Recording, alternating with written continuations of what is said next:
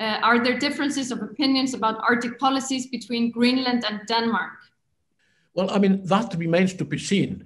The Kingdom of Denmark has a collective Arctic strategy, and that is actually 10 years old now, and it is due for revision before the end of this year.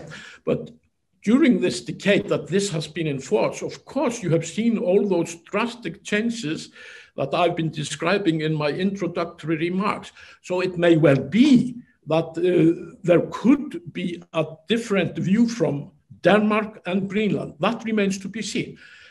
However, I draw the attention of the questioner to a recent remark made by the outgoing Foreign Minister Stenlinga, who was actually calling for a broad coalition about the Greenlandic view of the future Arctic strategy in the Parliament of Greenland. And he said a broad alliance was important because it was a possibility that Greenland might not agree to the strategy that is forthcoming and being worked on at present, and might even deliver a minority opinion. I mean, those are quite drastic words. He was the foreign minister. He probably knows some background that we do not know, but you can draw your own conclusion, I say to the questioners. But the only difference that I am aware of course, is presentation to the Arctic Council. Greenland, understandably, wants to represent the Kingdom of Denmark at the Arctic Council because Greenland is the sole reason for Denmark being an Arctic country. Well, they have not been allowed to do that, not lately. Earlier, when the Arctic Council didn't matter so much, they did, but not for the last 10 years or so. This is a bone of contention. This is causing increasing friction. And I just remind my distinguished audience of the famous remarks of former Foreign Minister of Greenland, who is now the present Minister of Finance.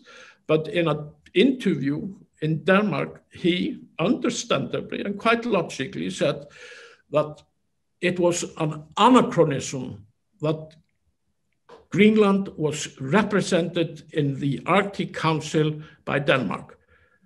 And the former Prime Minister, Aleqa Hammond, said as much.